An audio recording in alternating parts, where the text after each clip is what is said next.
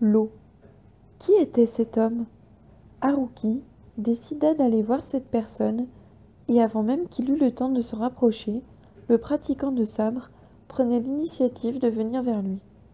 Haruki observa l'autre Budoka marcher jusqu'à lui. Sa démarche lui faisait sentir une haute maîtrise de son art.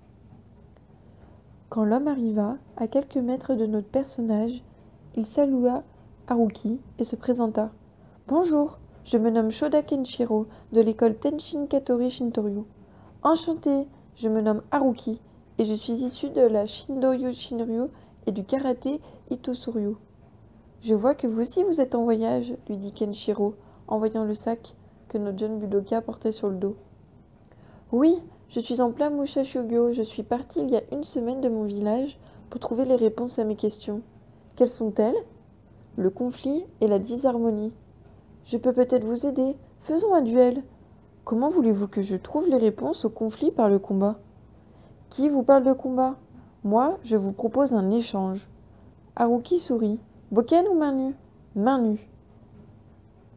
Haruki posa ses affaires au pied d'un arbre, fit quelques étirements et quelques mouvements pour s'échauffer.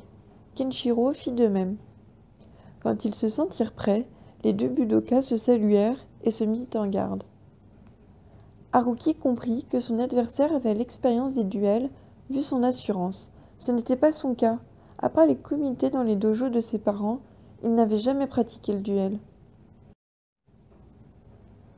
Kenshiro tournait autour de son adversaire en essayant de prendre l'ascendant sur lui par sa position. Il essayait de guider Haruki face au soleil couchant.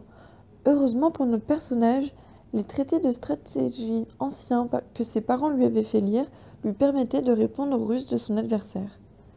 La tension montait, puis comme un éclair, Kenshiro attaqua un yokomen, ce qui lui permit de faire réagir son adversaire pour lui attraper la manche de son dogi.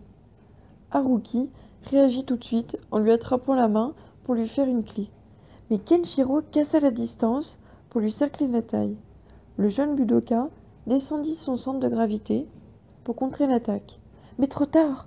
Son adversaire eut le temps de lui attraper les jambes et le fit chuter. Juste le temps de faire un ukemi, puis une roulade arrière. De nouveau sur ses deux pieds, Haruki comprit que le Budoka qui lui faisait face le surpassait en jujitsu. Une idée lui traversa l'esprit. Pourquoi pas utiliser mon karaté? Et comme une bourrasque, il envoya une déferlante de coups.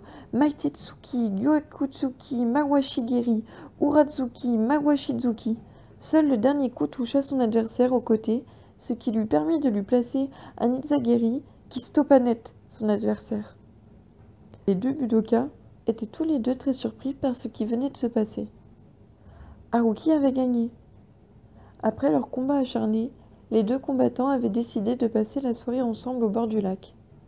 Kenshiro lui dit qu'il était impressionné par son niveau vu son jeune âge, et commença à lui poser des questions sur sa pratique et sur ses sensei. Mais Haruki était perturbé par ce qui s'était passé, et ne répondait qu'à demi-mot. Le Budoka se refaisait tout le duel dans sa tête, et essayait d'analyser ce qui s'était passé. Perdu dans ses pensées, il ne répondait plus aux questions de son interlocuteur. « Haruki, vous m'écoutez » lui dit Kenshiro. « Oui, oui, excusez-moi, vous disiez ?»« Qui est ton sensei de karaté ?»« Ma mère. »« C'est ça, le karaté !